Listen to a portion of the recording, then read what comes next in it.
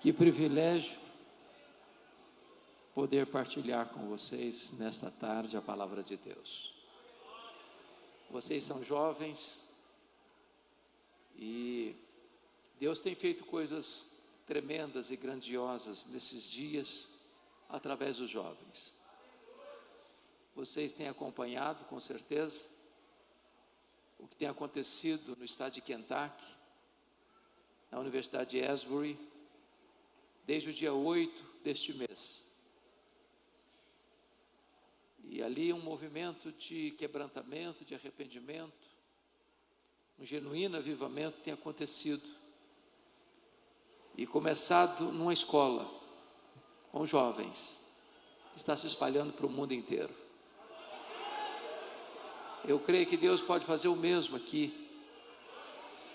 Deus pode levantar você para fazer coisas grandes aqui em Anápolis, no estado de Goiás e mundo afora.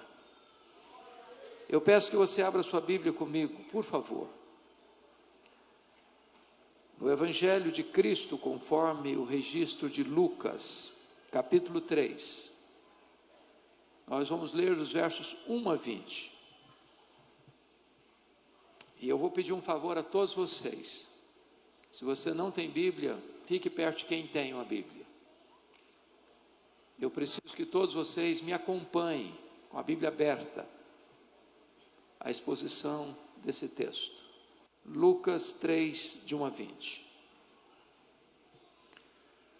No 15º ano do reinado de Tibério César, sendo Pôncio Pilatos governador da Judeia, Herodes tetrarca da Galileia, seu irmão Filipe tetrarca da região da Itureia e Traconites, e Lisânias tetrarca de Abilene, sendo sumos sacerdotes Anás e Caifás, veio a palavra de Deus a João, filho de Zacarias, no deserto.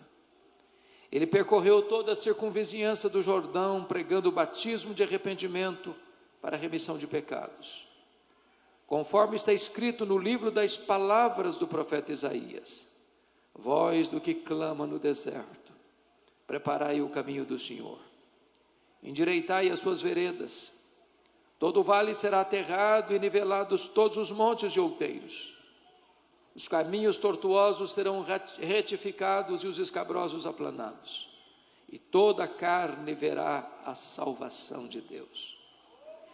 Dizia ele, pois, às multidões que saíam para serem batizadas: raça de víboras, quem vos induziu a fugir da ira vindoura? Produzi, pois, frutos dignos do arrependimento, e não comeceis a dizer entre vós mesmos: temos por pai Abraão. Porque eu vos afirmo que destas pedras Deus pode suscitar filhos a Abraão. E também já está posto o machado à raiz das árvores. Toda árvore, pois, que não produz bom fruto é cortada e lançada ao fogo. Então as multidões o interrogavam, dizendo: que havemos, pois, de fazer? Respondeu-lhes: quem tiver 2 túnicas, reparta com quem não tem, e quem tiver comida, faça o mesmo. Foram também publicanos para serem batizados e perguntaram-lhe: mestre, que havemos de fazer? Respondeu-lhes: não cobreis mais do que o estipulado. Também soldados lhe perguntaram: e nós, que faremos? E ele lhes disse: a ninguém maltrateis, não deis denúncia falsa, e contentai-vos com o vosso soldo. Estando o povo na expectativa e discorrendo todos no seu íntimo a respeito de João, se não seria ele porventura o próprio Cristo, disse João a todos: eu, na verdade, vos batizo com água, mas vem o que é mais poderoso do que eu, do qual não sou digno de desatar-lhe as correias das sandálias. Ele vos batizará com o Espírito Santo e com fogo. A sua pá ele a tem na mão para limpar completamente a sua eira e recolher o trigo no seu celeiro, porém queimará a palha em fogo inextinguível. Assim, pois, com muitas outras exortações, anunciava o evangelho ao povo. Mas Herodes, o tetrarca, sendo repreendido por ele, por causa de Herodias, mulher de seu irmão, e por todas as maldades que o mesmo Herodes havia feito, acrescentou ainda sobre todas a de lançar João no cárcere. Se assentem, por favor, com a Bíblia aberta, por gentileza, nesse texto.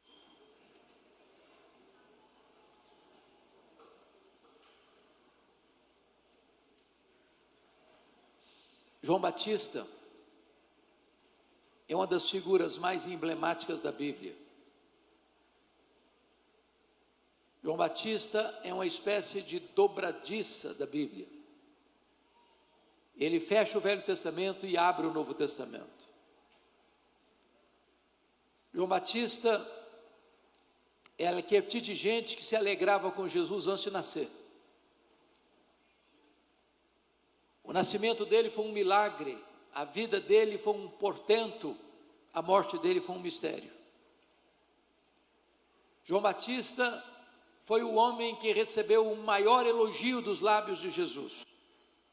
Jesus disse: dentre os nascidos de mulher, não tem ninguém maior do que ele. Ele foi o precursor do Rei dos Reis, do Senhor dos Senhores. E aqui, esse texto, o propósito de Lucas, que era médico e historiador, é traçar para nós um cenário do mundo da época, tanto político quanto religioso, quando Deus enviou João Batista.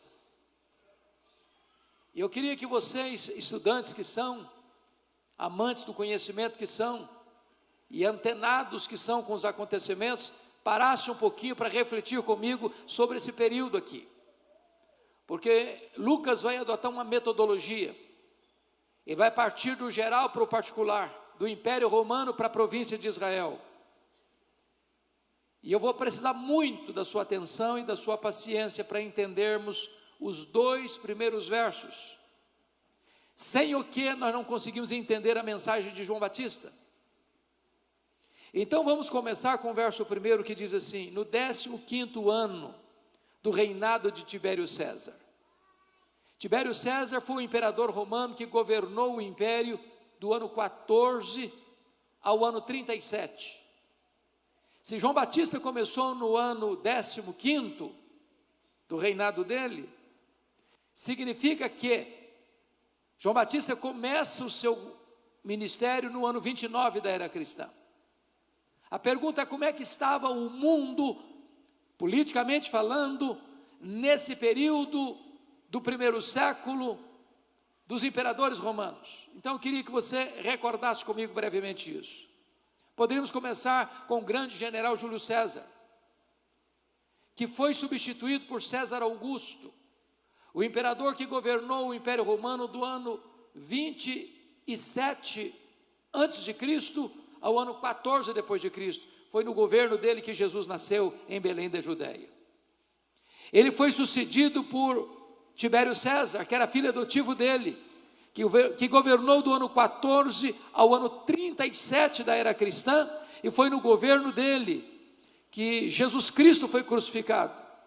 Quando Jesus pegou aquela moeda e perguntou: de quem é essa efígie? Ele estava se referindo a Tibério César, que foi substituído por Calígula, ou Gaio, que governou no ano 37 ao ano 41 e foi assassinado, que foi sucedido por Cláudio, que governou o mundo do ano 41 ao ano 54, quando houve uma grande fome no mundo e os judeus foram dispersos e expulsos de Roma, que foi sucedido por Nero, que governou do ano 54 ao ano 68, quando houve o incêndio da capital do império, a cidade de Roma, e quando houve o massacre dos cristãos, inclusive o martírio de Paulo e de Pedro, que foi sucedido por Vespasiano, que governa de 68 a 81, quando é construído o Coliseu Romano, aquele anfiteatro da morte, onde milhares e milhares de crentes foram jogados nas arenas para os cães morderem, para os touros pisarem, para os leões esfaimados da Líbia devorarem,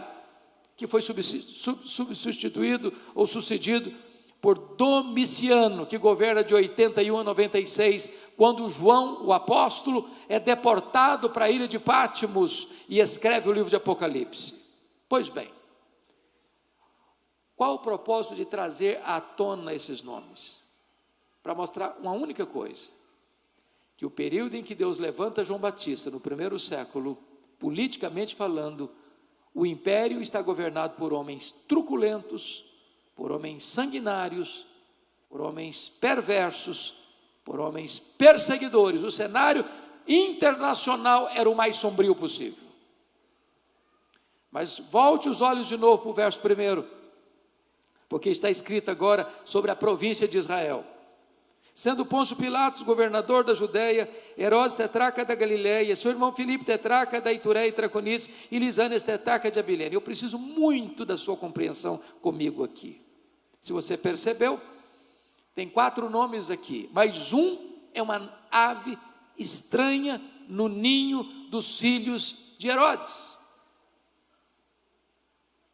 Porque o primeiro nome mencionado não é filho de Herodes.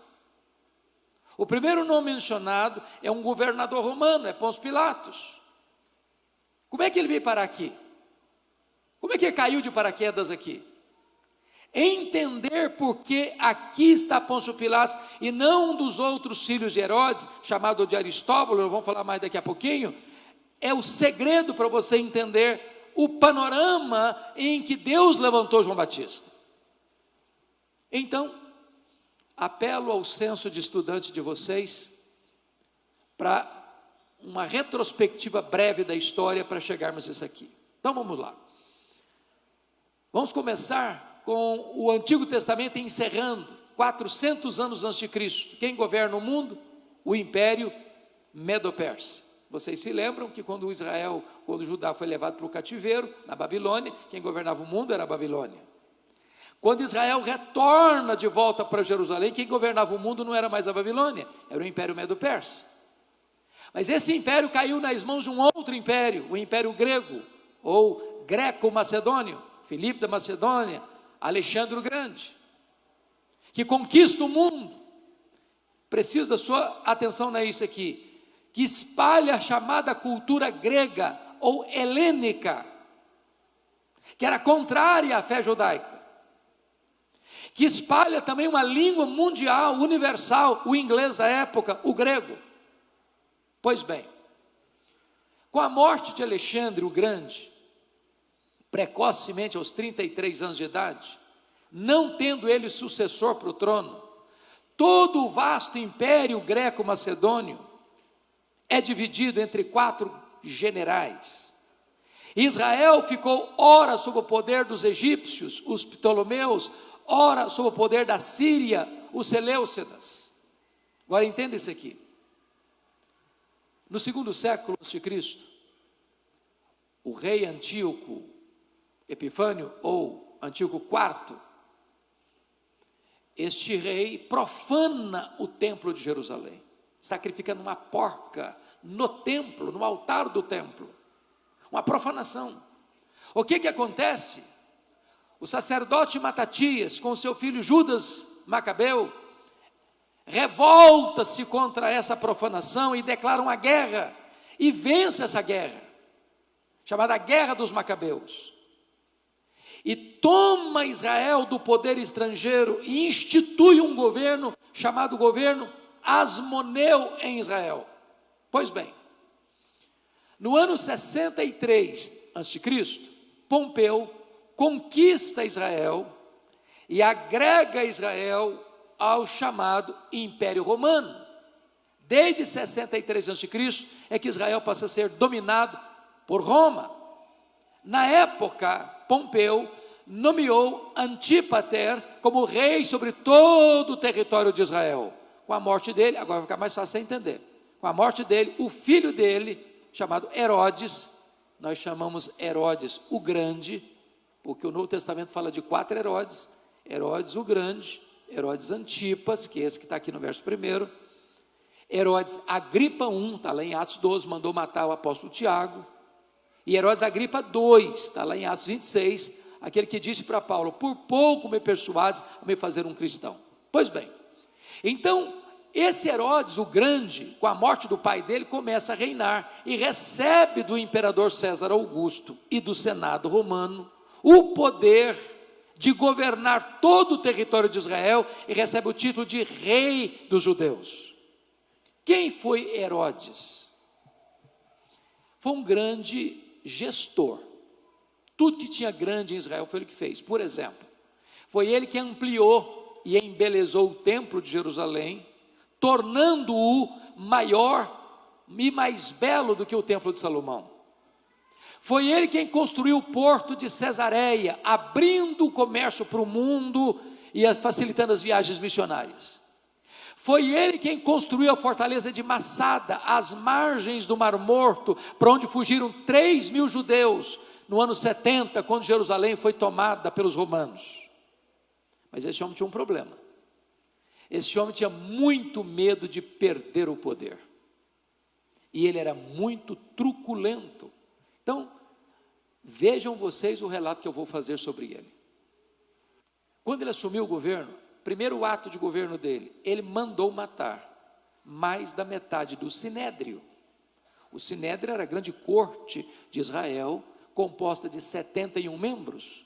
Ele mandou matar mais da metade, para dizer: aqui quem manda sou eu. Herodes casou-se 9 vezes, formando uma família disfuncional.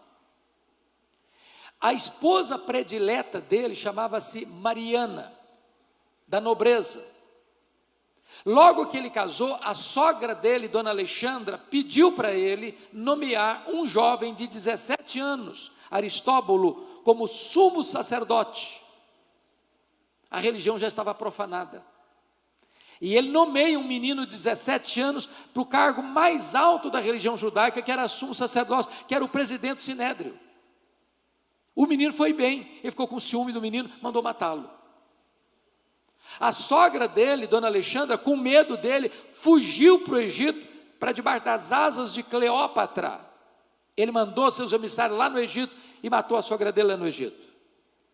Quando ele retorna dessa matança, o imperador César Augusto convoca Roma para lhe dar uma descompostura e disse assim: é melhor ser filho de um porco do que ser filho de Herodes. Mas com medo de que sua mulher, cuja família da nobreza estava sendo assassinada por ele, se rebelasse contra ele na sua ausência, quando foi para Roma, sabe o que ele fez? Ele matou a sua esposa preferida, Mariana. Quando ele retorna de Roma, ele manda 2 dos seus filhos para Roma estudar. Salomé, sua irmã, disse assim para ele: quando seus filhos voltarem de Roma, eles vão estar mais preparados para governar do que você. Ele não titubeou, ele mandou estrangular os 2 filhos. Quando ele estava para morrer doente, na cidade de Jericó, ele fez Salomé, sua irmã, jurar para ele o seguinte: no dia que eu morrer, você vai me prometer que vai mandar matar pelo menos um membro de cada família nobre de Jerusalém, porque quero ter sangue e lágrimas no meu funeral. Bom, eu não sei se vocês estão acompanhando claramente esse raciocínio, mas isso me ajudou a entender um texto da Bíblia que eu confesso a vocês, mesmo depois de pastor, eu não entendia. Sabe qual é o texto que eu não entendia? Mateus 2. Eu nunca tinha entendido isso, pastor. Está escrito lá que os magos vieram do Oriente, chegaram em Jerusalém e fizeram uma pergunta: onde está o recém-nascido rei dos judeus? Vimos a sua estrela no Oriente e viemos a quê? Para adorá-lo. E diz o texto que Herodes se alarmou e com ele toda Jerusalém. Uai, como é que um rei se alarma com uma pergunta dessa? Como é que uma cidade inteira fica desesperada, alarmada, só com uma pergunta dessa?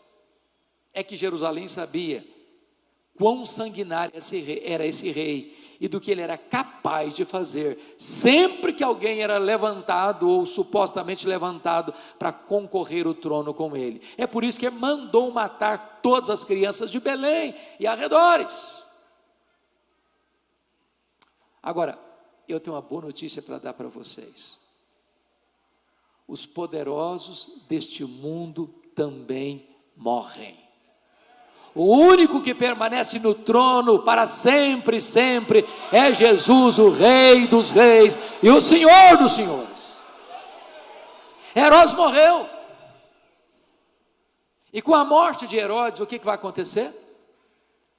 4 dos seus filhos receberam poder político. Nós chamamos aqui na Bíblia isso de tetrarquia. O que é uma tetrarquia? É um governo de uma 4ª parte. Mas eu estou fazendo todo esse rodeio com vocês, desculpem de fazer uma introdução tão longa, historicamente falando, porque eu preciso que vocês entendam uma coisa: como é que estava o mundo do império e da província, politicamente falando e religiosamente falando, quando Deus levanta João Batista. Pois bem, no versículo 1 vocês encontram uma coisa muito esquisita, muito estranha. Tem uma ave estranha no ninho dos filhos do rei Herodes. Quem é essa ave estranha? Pôncio Pilatos. Ele não é filho de Herodes, ele não é de família edomita, ele é romano, ele é governador romano. Como é que caiu de paraquedas aqui? O que aconteceu? Para você interpretar o versículo primeiro, você vai ter que entender Mateus 2:22. Porque é Mateus 2:22 que nos informa que a tetrarquia da Judéia, onde ficava Jerusalém, foi dada ao filho dele, Arquelau. Mas Arquelau não está aqui. O que aconteceu com Arquelau? Arquelau era muito mau, tão perverso quanto o pai, e quando ele assumiu o governo de tetrarquia na Judéia, os judeus disseram assim: tira esse homem daqui, tira esse homem daqui, tira esse homem daqui, bota aqui dentro de Jerusalém um governador romano. E Roma aproveitou o momento para botar o pé lá dentro de Jerusalém, tira Arquelau do poder, bota um governador romano. Herodes não é o primeiro, é o quinto governador. Agora a pergunta que eu faço para vocês é essa: esse time aí do versículo 1 era gente boa? Pilatos era gente boa? Esse Herodes que mandou matar João Batista e zombou de Jesus no seu julgamento era gente boa? Conclusão que nós chegamos então: o mundo político do império e da província, quando Deus levantou João Batista, era o pior possível. Mas você pode perguntar: bom, pastor, já que o mundo político era muito complicado do império e da província, quem sabe a religião possa ser o porto seguro da esperança? Como é que estava a religião? Dá uma olhadinha no versículo 2 comigo. Sendo sumos sacerdotes Anás e Caifás. O que você achou de estranho aí? Só tem um sumo sacerdote, aqui tem dois. O que está acontecendo? A religião também estava o quê? Corrompida. O Anás é o sogro, o Caifás é o genro. O Anás já tinha sido deposto, mas por ser muito influente nos bastidores, quem mandava era ele. Numa linguagem bem nossa brasileira, o Anás era o sumo sacerdote de fato, o Caifás era o sumo sacerdote de direito. É tanto é verdade que quando Jesus foi julgado, quem interrogou Jesus não foi Caifás, foi o Anás. Mas quem deu a canetada para mandar Jesus para Pilatos foi Caifás. Ou seja, a política está corrompida, a religião está corrompida. E a pergunta que eu faço a vocês, jovens, nesta tarde é: tem esperança num contexto desse? Tem esperança? Você olha para o mundo hoje, uma agenda global perversa, anticristã, que quer destruir os valores judaicos cristãos, e você pergunta: meu Deus, tem esperança? Você olha para o cenário brasileiro, onde tanta confusão, onde tanta situação adversa, onde a família é tão perseguida, e você diz: meu Deus, tem esperança? Eu quero dizer para você que quando o cenário está muito cinzento, Deus entra na história, Deus muda o placar do jogo, Deus vira a mesa da história e faz algo novo e extraordinário. Porque é nesse contexto que a Bíblia diz: veio a palavra de Deus a João, filho de Zacarias, no deserto. Louvado seja Deus! Deus levanta João Batista, Deus abre o caminho para o Messias passar, o Messias chega, o Messias é a luz do mundo, o Messias é a resposta para o homem, o Messias traz salvação, traz libertação, traz restauração. João Batista era um homem estranho, vestia de maneira estranha, se alimentava de comida estranha, pregava num lugar estranho, mas onde a palavra de Deus vem, meus irmãos, as multidões vão se ajuntar para ouvir. Não importa se numa grande cidade, se numa pequena cidade, não importa se numa grande catedral ou num templo de chão batido, não importa se debaixo de uma árvore ou no deserto, onde a palavra de Deus vem, as multidões vão fluir para ouvir a palavra de Deus. Sabem por quê? Não é o lugar que faz o homem, é o homem quem faz o lugar. Como é que foi o ministério de João Batista? Vamos dar uma olhadinha no verso 3? Ele percorreu toda a circunvizinhança do Jordão. Está ensinando para nós um método. Que método? Leia os profetas, leia o ministério de João Batista, leia o ministério de Jesus, leia o ministério dos apóstolos, e todos eles pregaram lá fora, onde as pessoas estavam. Hoje nós queremos que as pessoas venham cá dentro, onde nós estamos.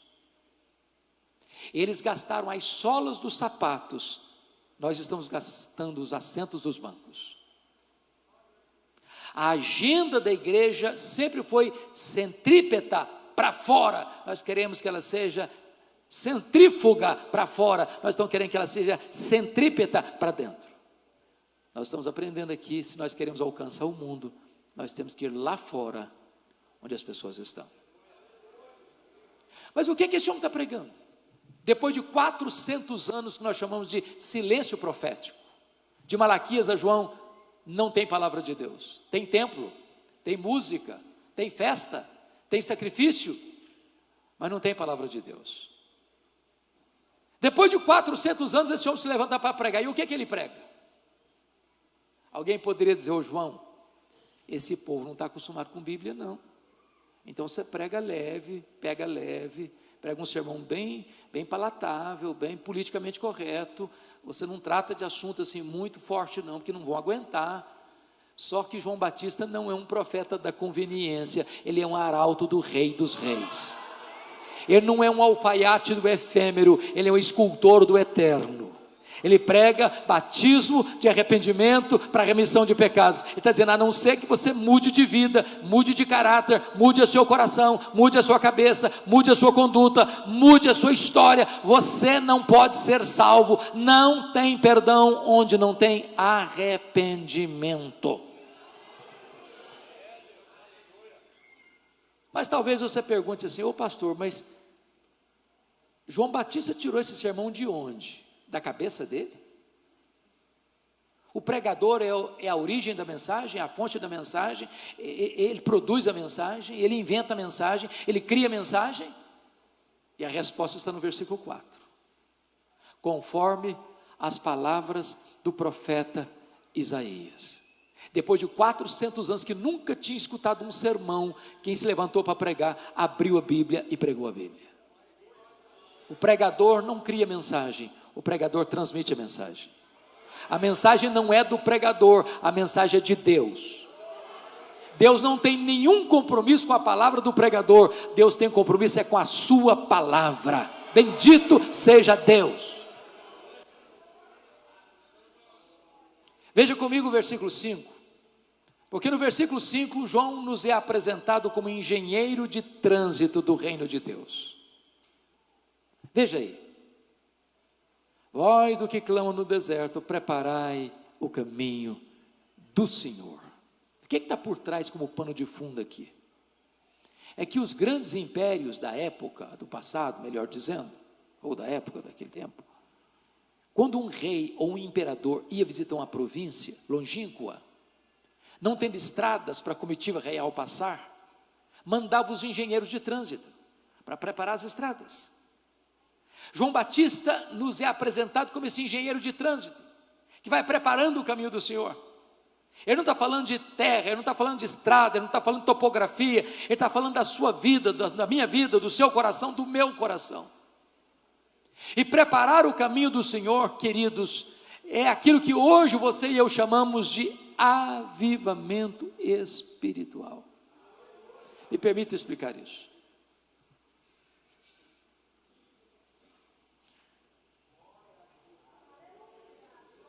Eu tive o privilégio, pastor, de visitar a missão Quacis-Abantu, na África do Sul, onde aconteceu um dos maiores avivamentos do século passado.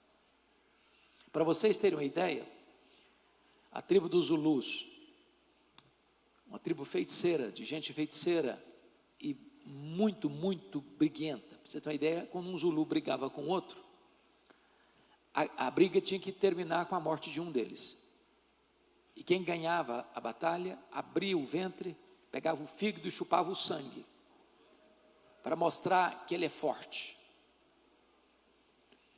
O avivamento chegou lá em 1966, e numa fazenda, construíram um templo para 15 mil pessoas, com 3 cultos por dia.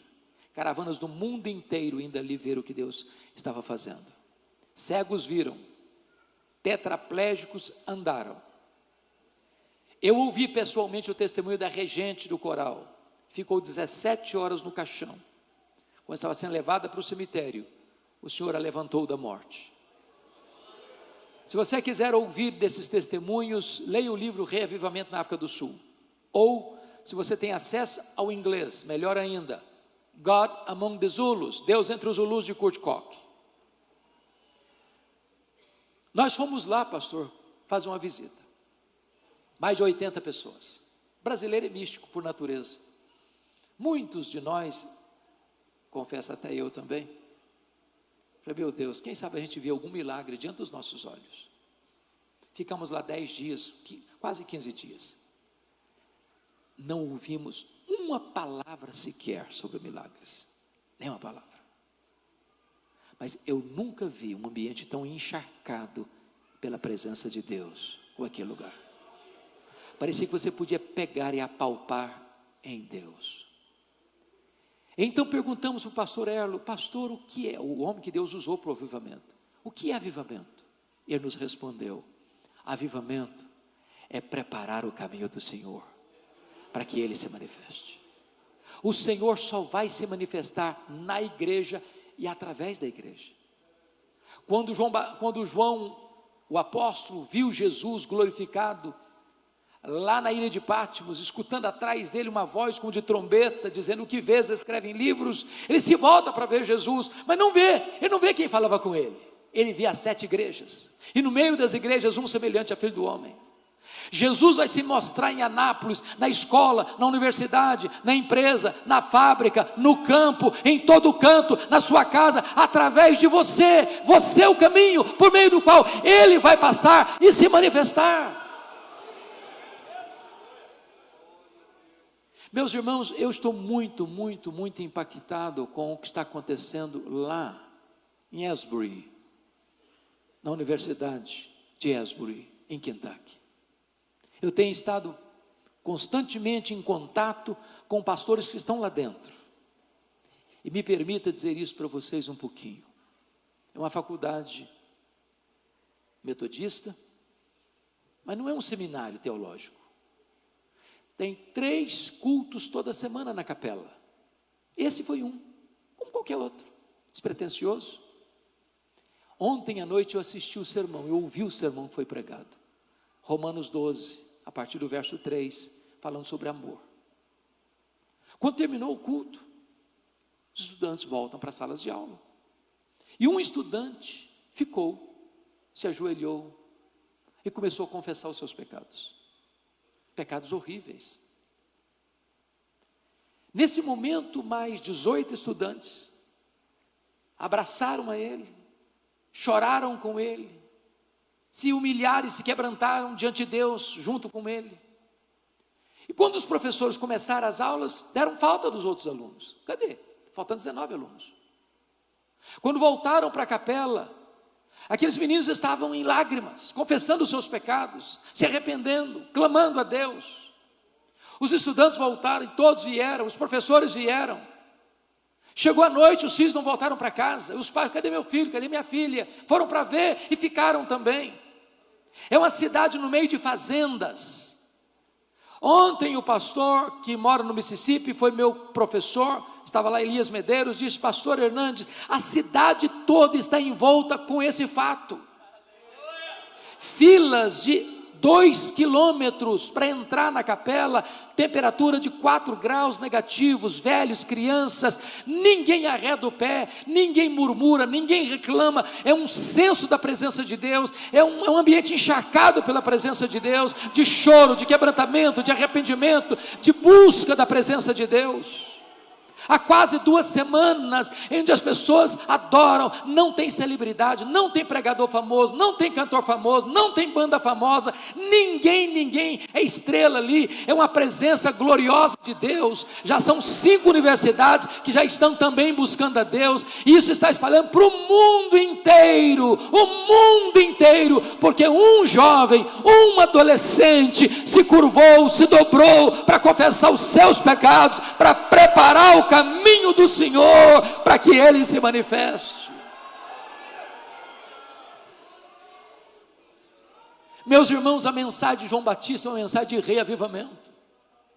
E quando essa mensagem chega, queridos jovens, ela precisa impactar a nossa vida e produzir 4 profundas revoluções na nossa vida. Primeira revolução, versículo 5: todo vale será aterrado. Segunda revolução, todo monte, todo outeiro vai ser nivelado. Terceira revolução, todo caminho tortuoso será retificado. Quarta revolução, todo caminho escabroso será aplainado. E o resultado é um grande avivamento, e toda a carne verá a salvação de Deus. Quais são os vales da sua vida? Aquele que está escondido, escuro, sombrio, cavernoso. Quais são os montes de soberba, de arrogância, narizinho empinado? Quais são os caminhos tortos de hipocrisia, de vida dupla? Ser uma coisa aqui na igreja, outra coisa muito diferente, no seu quarto, só você. Todo o caminho fora do lugar, escabroso é fora do lugar, precisa ser colocado no lugar certo. E quando houver essa revolução na nossa vida, a promessa é esta: toda a carne verá a salvação de Deus. Agora vocês podem fazer uma outra pergunta ao texto: quem estava lá? Porque o texto fala não de multidão, olha aí comigo o versículo 7, versículo 10, fala de multidões.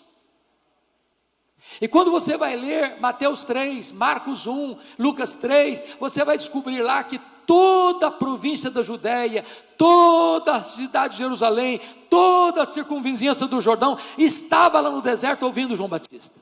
Mas quem estava lá? Versículos 7 e 10, as multidões. Versículo 12, os publicanos. Versículo 14, os soldados.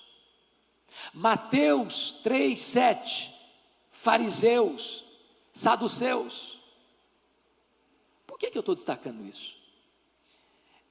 Eu tenho estudado recentemente alguns chamados experts, especialistas em crescimento de igreja, e alguns deles dizem assim: se você quiser ter uma igreja relevante, você vai precisar ter uma igreja homogênea. Em outras palavras, o cara diz assim: você quer uma igreja? Eu quero plantar uma igreja que possa ter recurso financeiro para investir na obra missionária. Então eu quero alcançar a classe média alta da cidade. Vou plantar uma igreja do lado de um condomínio fechado de alto padrão. Outros dizem: não, eu vou plantar uma igreja para influenciar os acadêmicos da cidade. Eu quero gente na igreja de professores universitários, de acadêmicos, de gente formadora de opinião, para influenciar intelectualmente a cidade. Outros dizem: não, eu vou plantar uma igreja no bairro mais pobre, eu quero fazer uma opção pelos pobres, eu quero alcançar a classe mais carente da cidade. Quando eu olho para a Bíblia, sabe o que eu encontro? Nada disso. Nada disso. A igreja de Deus, meus irmãos, é o único lugar do mundo onde o homem mais rico da cidade se assenta do lado do homem mais pobre da cidade, e eles são absolutamente iguais. A igreja de Deus é o único lugar do mundo onde um diácono da igreja, sendo o maior empresário da cidade, carrega a cadeira nas costas para o pedreiro sentar, e sentar com honra. Deus não vê as pessoas como os homens veem. Deus não olha a cor da pele, Deus não olha a conta bancária, Deus não olha os diplomas da parede, Deus não faz acepção nem de um nem de outro. Deus ama a todos, e a igreja é esse belíssimo mosaico de Deus, onde somos um só povo, uma só igreja, um só corpo, um só rebanho, uma só família. Mas talvez você pergunte para mim assim: pastor, essa pregação de avivamento, que ênfase ela tem? Quais são as ênfases? Preste atenção. Porque hoje, se nós formos fazer uma pesquisa e uma sondagem, talvez muitos púlpitos hoje estão pregando que você é importante, que você é capaz, que você é poderoso, que há poder nas suas palavras, que você é o centro do mundo, e tudo gira em torno do homem, da vontade do homem, agradar o homem, para o homem ser feliz, para o homem ser rico, para o homem ser influente, e aí você enche o balão, e você acha, eu sou. Pregação de avivamento não tem nada disso. Baixa a bola, porque Deus não divide a glória dele com ninguém. Quais são as ênfases de João Batista? Primeira ênfase, olha no versículo 7 comigo. Quando João olha para as multidões que estão vindo, ele diz assim: raça de víboras. Meus irmãos, que coisa escandalosa. Eu fico perplexo, eu fico até escandalizado. Que falta de sensibilidade, que falta de polidez. Pastor, se nós formos fazer isso hoje na igreja, eu acho que vamos ficar sozinhos. Chamar o auditório de raça de víboras, que loucura. Por que ele está fazendo isso? Você só consegue interpretar Lucas 3,7 à luz de Mateus 3,7. Mateus 3,7 dá a chave hermenêutica para entender esse versículo. Quando João vê as multidões vindo, quem que ele vê vindo lá no meio das multidões? Muitos fariseus e saduceus. Então ele diz: raça de víboras. Quando você lê os evangelhos, você não fica chocado com os fariseus, não fica? Pensa num time complicado, investigador da vida alheia, vivia com a lupa procurando os pecados dos outros, mas não enxergava os seus próprios. Jesus os chamou de sepulcros caiados. Sabe o que é sepulcro caiado? Dia 2 de novembro aqui no Brasil é chamado Dia dos Finados, não é? Tem muita gente que vai para o cemitério passar cal nas sepulturas, fica branquinho, bonitinho por fora, mas por dentro está do mesmo jeito. Esse time está lá escutando João Batista. Agora, preste atenção no que eu vou lhes dizer. Os fariseus não foram sempre assim não, sabiam? Quando é que eles surgiram? Por que eles surgiram? Para que eles vieram ao mundo? Meus irmãos, os fariseus surgiram nesse período interbíblico como um movimento de reforma e reavivamento, para resistir àquilo que eu disse para vocês lá no começo, da helenização, que queria engolir a fé judaica, secularizar a fé judaica. Os fariseus surgiram com um movimento de avivamento para dizer: não, nós vamos preservar a sã doutrina e a piedade. Mas com o tempo eles foram se perdendo, mantiveram a forma, o verniz, a casca, mas por dentro já não tinha mais nada de piedade. Jesus os chamou de quê? De hipócritas. Mas tem muitos o quê? Mas também saduceus. Quem são os saduceus? O mesmo grupo de resistência à secularização da igreja da época, do helenismo, que eram da nobreza, mas sucumbiram à cultura grega. Tanto é fato, vocês sabem disso, que eles não acreditavam em quê?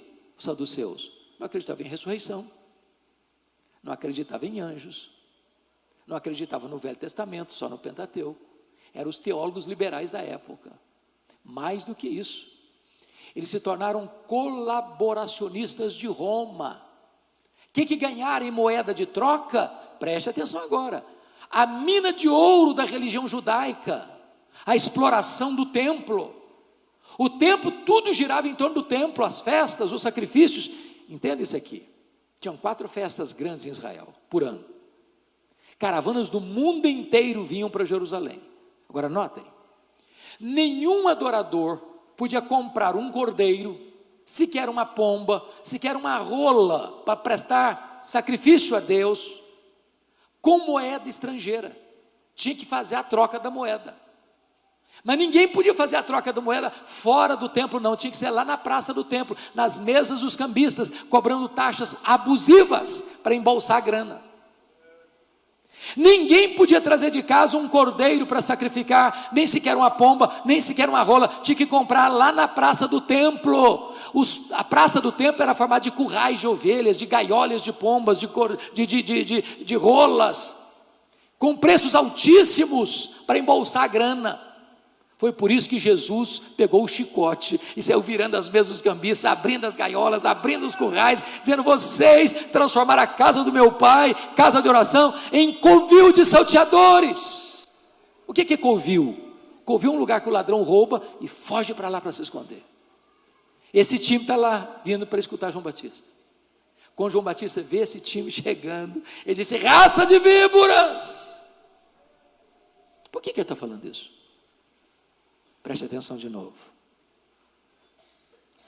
O que Jesus está querendo dizer é o seguinte: a hipocrisia é pior do que o veneno das víboras. Porque quem botou o veneno das víboras foi Deus, mas quem botou a hipocrisia no coração é o diabo. Segunda ênfase de João Batista, versículo 7 ainda: o perigo real do inferno. Quem vos induziu a fugir da ira vindoura? Pastor, eu fico chocado com João Batista, porque tem 4 anos que ninguém prega. Tem tanta coisa boa para pregar: o amor de Deus, a bondade de Deus, a graça de Deus. O cara, no primeiro sermão, vai pregar sobre o inferno. Dá para entender um negócio desse? Eu posso garantir aqui que os pastores de vocês, ou qualquer outro pastor, tendo acabado de pregar um sermão sobre o inferno, não vai receber na porta da igreja um tapinha nas costas: pastor, que sermão maravilhoso que o senhor pregou hoje. Eu estou indo até mais leve para casa hoje. Dá ibope não, dá não. Mas deixa eu dizer algo: é melhor você ouvir sobre o inferno do que ir para o inferno. Terceira ênfase de João, no seu sermão de avivamento: o perigo do falso arrependimento. Olha o versículo 8: produzir, pois, frutos dignos de arrependimento. Ou seja, não é arrependimento e novamente arrependimento e novamente arrependimento, é arrependimento e frutos dignos de arrependimento. Por que isso é importante para vocês, jovens? Porque aqui bem perto de vocês tem florescido uma falsa teologia, muito perigosa, chamada de hipergraça, ou supergraça, que justifica o pecado e não o pecador. Igrejas dizendo assim: venha como você está e permaneça como você quiser. Aqui ninguém vai se intrometer na sua vida. Você vive do jeito que você quiser viver, porque a graça de Deus vai resolver tudo na sua vida. E o Evangelho não é isso. O Evangelho diz que você precisa ser nova criatura, ter um novo coração, uma nova mente, uma nova vida, uma nova família, uma nova pátria, uma nova esperança. O Evangelho transforma, louvado seja Deus. A quarta ênfase de um sermão de avivamento, irmãos, está no versículo 8, a parte B. É a falsa confiança religiosa. E não comeceis a dizer entre vós mesmos: temos por pai a Abraão. Sabe o que está acontecendo aqui? Sabe o que está acontecendo aqui? O auditório de João Batista está dando carteirada nele. Você conhece essa expressão carteirada? Conhece?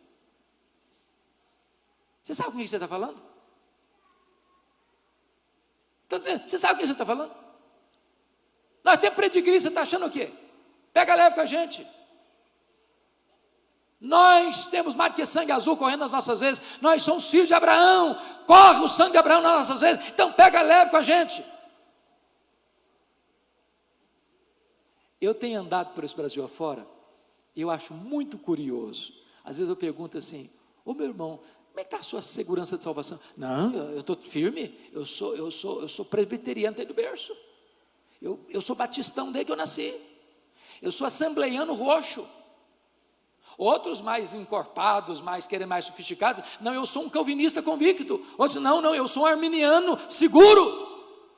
Ô meu irmão, você pode ser calvinista, você pode ser arminiano, você pode ser assembleiano, você pode ser batista, você pode ser presbiteriano, você pode ser o que quiser ser, mas só Jesus salva você. Só Jesus leva você para o céu. Só Jesus perdoa os seus pecados. Põe a sua confiança em Jesus. É Ele quem salva, é Ele quem perdoa, é Ele quem liberta, é Ele quem nos conduz à glória.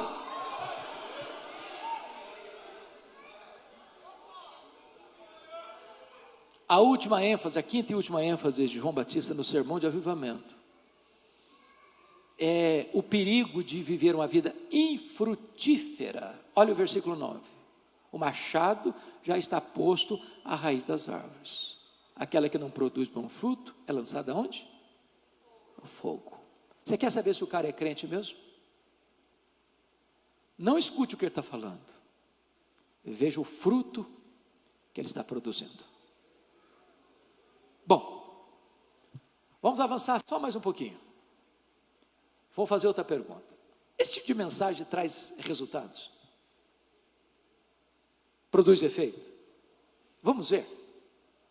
Vamos ver o primeiro efeito nos versículos 10 e 11. Olha aí comigo. Em tempos de avivamento, meus queridos jovens, o apelo não parte do pregador para o auditório, o apelo parte do auditório para o pregador. João está pregando. E as multidões é que perguntam para ele: o que nós vamos fazer com esse sermão seu?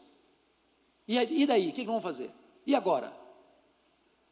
Porque às vezes a gente vem para a igreja, escuta um sermão, escuta 2, escuta 10, escuta 100, escuta 1000, e nunca faz essa pergunta: e daí?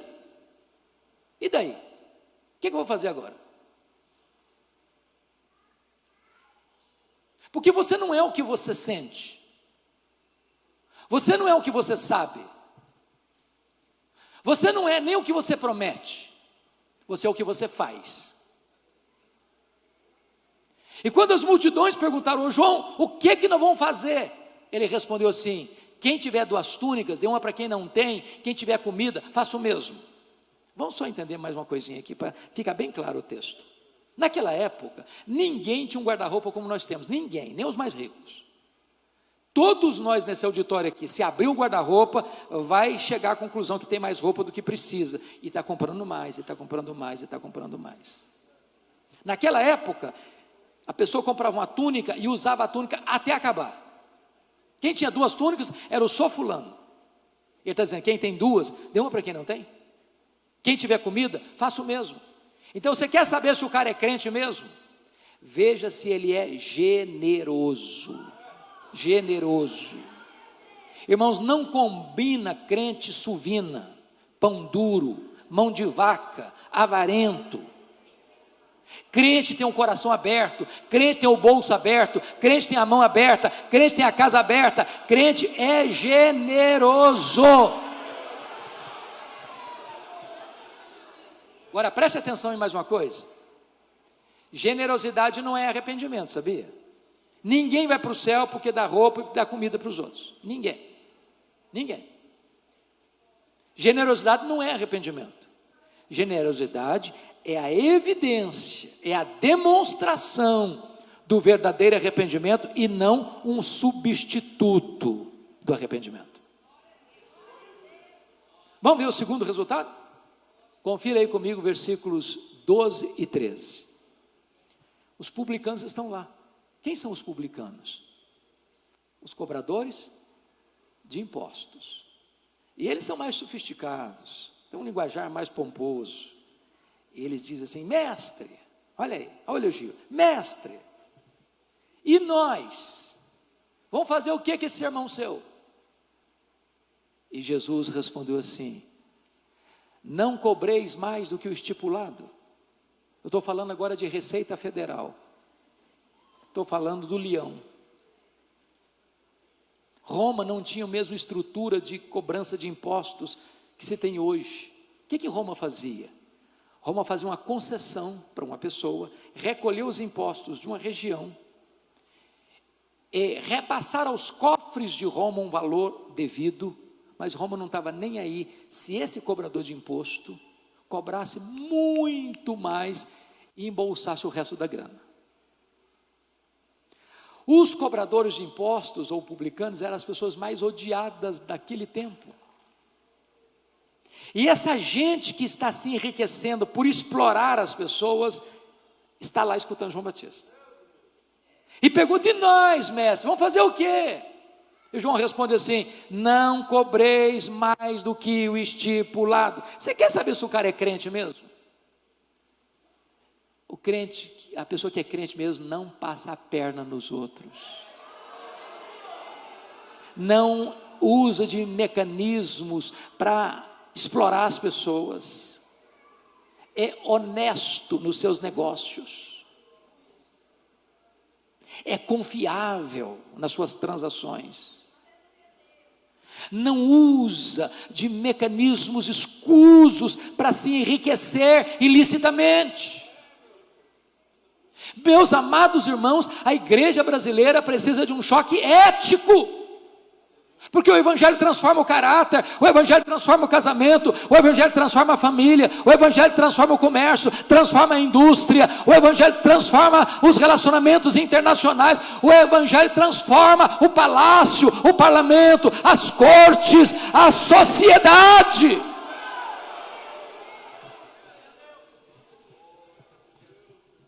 Mas vamos para o versículo 14, tem mais um efeito aí. Lá estavam os soldados romanos, numa província ocupada. Está lá fardado. Eu não sei que arma eles usavam, se era uma espada, ou se era uma arma branca, ou se é outro tipo de arma que eles usavam na cintura. Estava lá escutando João Batista. E perguntaram: ô João, e nós aí? Vamos fazer o que com o seu sermão? E ele respondeu assim: a ninguém maltrateis. Não deis denúncia falsa. Contentai-vos com o vosso salário, com o vosso soldo. O que ele está falando? Vamos entender. O que João está alertando é que uma pessoa, quando ela está investida de autoridade, seja uma farda militar, seja um posto de CEO numa empresa, ou de gerente numa fábrica, ou de liderança em qualquer área da vida, ele corre o risco muito grande de exorbitar no exercício dessa liderança e machucar pessoas.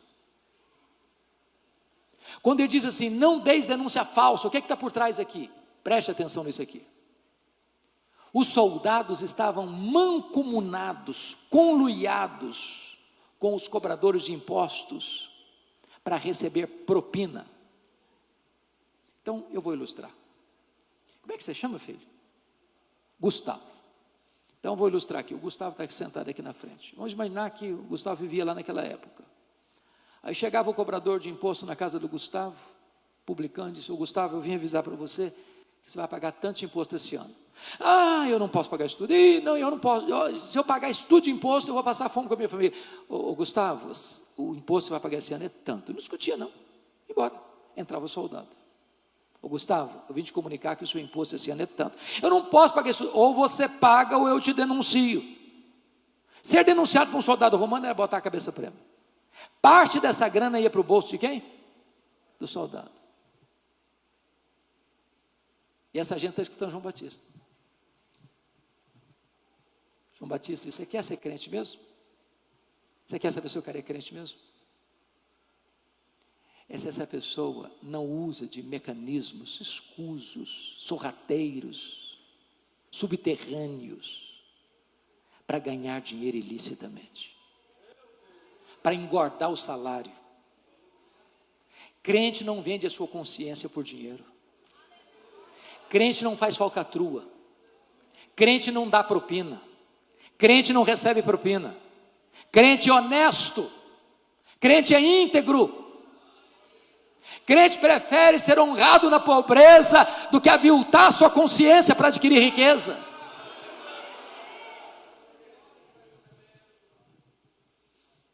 Bom, deixa eu terminar.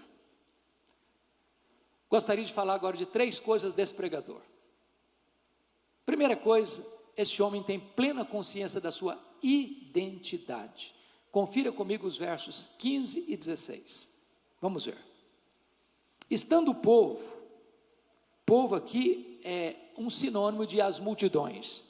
Estando o povo na expectativa, e discorrendo todos no seu íntimo a respeito de João, se não seria ele porventura o próprio Cristo, disse João a todos: eu na verdade vos batizo com água, mas é um que é mais poderoso do que eu, do qual não sou digno de desatar-lhe as correias das sandálias, e ele vos batizará com o Espírito Santo e com fogo. Vamos entender isso aqui. Eu estou falando para vocês que todo o povo, as multidões todas estão lá no deserto. O João é cara de leão, ele não tem medo não. Não tem medo não. De repente o povo, todo mundo, sem exceção, 100% da multidão começou a pensar uma coisa: ô gente, vocês querem saber de uma coisa? Esse cara aí não é precursor do Messias, é coisa nenhuma. Esse cara aí é o próprio Messias. Ele é o Messias. Não, com essa coragem toda, não, é ele. Ô gente, não vamos esperar outro não, é ele mesmo. Vamos proclamá-lo, Messias, é ele, ninguém pensou o contrário. 100% dos votos que entraram na urna é para essa direção, é ele o Messias, ele é o Messias. Essa cogitação da multidão toda foi sintetizada numa pergunta, e essa pergunta beijou os ouvidos de João Batista, com aquela voz bem aveludada do sibilo da serpente, e a pergunta era esta: porventura, tu não és o próprio Cristo? Olha a tentação aí, olha a isca venenosa aí, ou a tentativa de botar um homem no pedestal aí.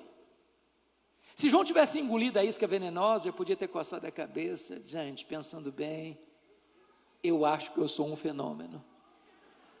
Tem 400 anos que nunca ninguém juntou tanta gente igual eu estou juntando aqui. Aliás, se eu me declarar Messias aqui, o povo já tem do meu lado. Mas ele não engoliu a isca venenosa não. Ele respondeu assim: não, eu não sou o Messias não, eu vim preparar o caminho do Messias. Eu não sou o verbo não, eu sou apenas uma voz que clama no deserto. Eu não sou a luz não, eu aponto para Jesus e digo: este é a verdadeira luz que vindo ao mundo ilumina todo homem. Eu não sou o cordeiro não, eu aponto para Jesus e digo: este é o cordeiro de Deus que tira o pecado do mundo. Eu não sou o noivo não, eu sou apenas o amigo do noivo. Eu batizo com água, mas aquele que vem depois de mim é mais poderoso do que eu, e ele vos batizará com o Espírito Santo e com fogo. Eu não sou sequer digno de me curvar, desatar as correias das suas sandálias. Eu tenho um lema de vida: convém que ele cresça e que eu diminua. Esse homem tem uma consciência que a glória só pertence a Cristo, porque dele e por meio dele e para ele sejam todas as coisas. Segunda coisa que esse pregador nos ensina, irmãos: primeiro, a consciência de quem ele é. Segundo, esse homem tem uma plena consciência de quão limitado ele é. Quem são os pastores aqui? Levanta a mão para mim, todos os pastores. Todos os pastores, obrigado. Auditório, tem mais alguém? Pastores, ok. Preste atenção nisso.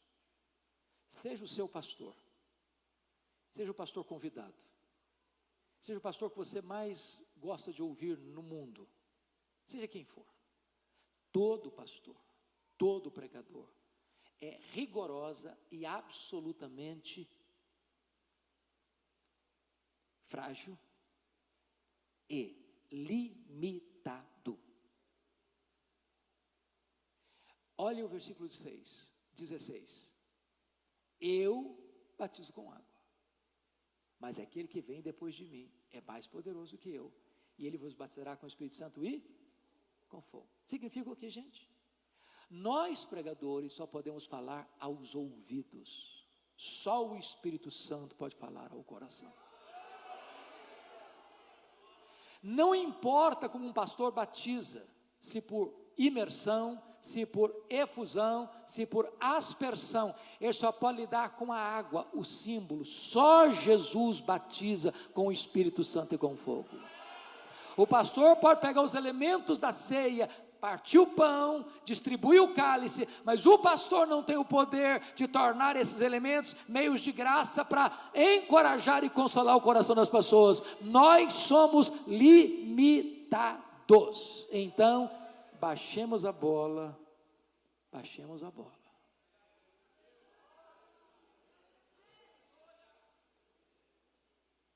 A Ele a honra, a Ele a glória. Não a nós, Senhor, não a nós, mas ao Teu nome da glória. Mas eu termino aqui com a terceira característica desse pregador. Ele é corajoso. Isso ele é. Veja os versos 19 e 20 comigo. Olha aí. O que está escrito aí?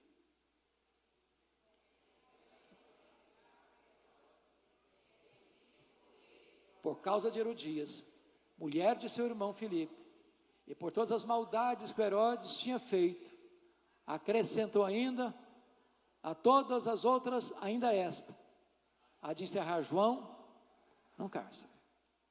Agora eu vou explicar para fechar.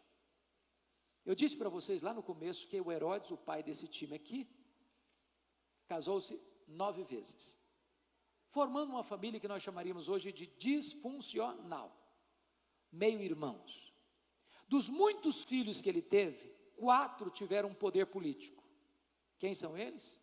Arquelau, foi tetrarca da Judéia, Mateus 2:22. Filipe, Herodes Antipas, que é esse aqui, tetrarca da Galileia. Filipe, considere-se Filipe II, o Filipe I mora em Roma, e Lisânias. Mas ele tinha muitos outros filhos. Um dia, esse Herodes Antipas, tetrarca da Galileia, que era casado com a filha do rei Aretas, vai a Roma visitar o seu irmão Filipe I, que era casado com Herodias. Preste atenção agora. Herodias era filha de Aristóbulo. Aristóbulo era um dos muitos filhos de Herodes o Grande. Portanto, Herodias não era apenas cunhada de Herodes Antipas, era também sobrinha. Portanto, o pecado dele não foi só de adultério, foi também de incesto. Quando ele chega em Roma, ele se engraça com a cunhada dele, que era sobrinha também. E ela disse assim para ele: se você me prometer divorciar-se da sua mulher, filha do rei Aretas, eu largo o seu irmão e vou com você para Galileia. Você é sua mulher. O Herodes topou. E um dia, o Herodes Antipas desembarca na Galileia com a Herodias a tiracolo. O João Batista, que era cara de leão e não tinha medo de ninguém, botou o dedo na cara dele e disse: não te é lícito possuir a mulher do teu irmão. Ele sabia que estava mexendo num vespeiro, sabia que estava mexendo num ninho de cobras, passou a ser odiado por isso, foi preso por causa disso. Preso aonde? Na masmorra de Maquerós. Onde fica Maquerós? Do lado do Mar Morto, 45 a 50 graus todo dia.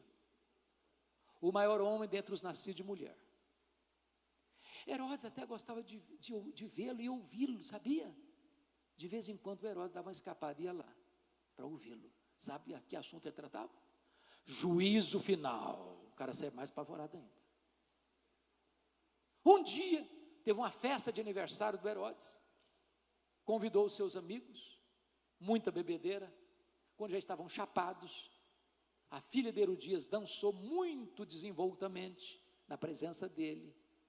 E ele, bêbado, faz uma promessa muito inconsequente. E a menina, tão sutil, venenosa como a mãe, perguntou: mãe, o que é que eu faço? O que é que eu peço? A mãe disse: peça a cabeça de João Batista numa bandeja. Agora o carrasco sai lá da Galileia, vai lá no Mar Morto, tira João Batista da prisão, bota a cabeça dele num cepo e tosa a cabeça dele com a espada. E vem o soldado com aquela cabeça numa bandeja pingando sangue, entrando naquela festa como um bolo macabro, uma festa de profanação, por ordem de um rei bêbado, de uma mulher adúltera, de um adolescente inconsequente. E você sai dessa cena horrorizado. Fala, meu Deus, que fim trágico, que fim inglório. Mas João Batista não pensava assim não. João Batista entendia que é melhor você estar preso com a consciência livre do que estar livre com a consciência presa. João Batista entendia que é melhor você perder a cabeça com honra do que você manter-se vivo com desonra. O que importa para um homem, para uma mulher, para um rapaz e para uma moça, não é como ele morre, mas é como ele ressuscita. Eu não sei, queridos jovens, eu não sei se vocês estão antenados, mas se nós entendemos um pouquinho de cosmovisão do que está acontecendo no mundo, as nuvens estão escuras no horizonte. Não tem mais espaço para crentes covardes. Não tem mais espaço. Ou você assume que você é de Jesus, ou você entrega de fato a sua vida ao Senhor Jesus, ou Jesus é o Senhor da sua vida, ou você vai ser tragado por essas ondas. E eu encorajo você a se levantar na força e no poder do Espírito Santo, para viver, para pregar, e se preciso for, para morrer. Porque se a causa é maior do que a vida, vale a pena dar a vida por essa causa. Agora, não importa o que virá pela frente, não importa. O que venhamos a sofrer por causa do Evangelho, não importa. O céu vai indenizar todo o sofrimento. Porque a nossa leve e momentânea tribulação produzirá para nós eterno peso de glória acima de toda comparação. Eu concluo fazendo uma pergunta. Que pai, que mãe hoje bota o nome num filho de Herodes? Que pai, que mãe bota o nome num filho de Herodes? Só um louco, ou um desavisado. Mas João Batista, mesmo morto, ainda fala: encoraja o meu coração, inflama a minha alma e me desperta para viver uma vida plena, maiúscula, superlativa, para a glória de Deus. Que você, rapaz, que você, moça, que você, jovem, hoje se levante no nome de Jesus para viver esta vida digna do Evangelho de Jesus Cristo, nosso Senhor. Que Deus nos ajude.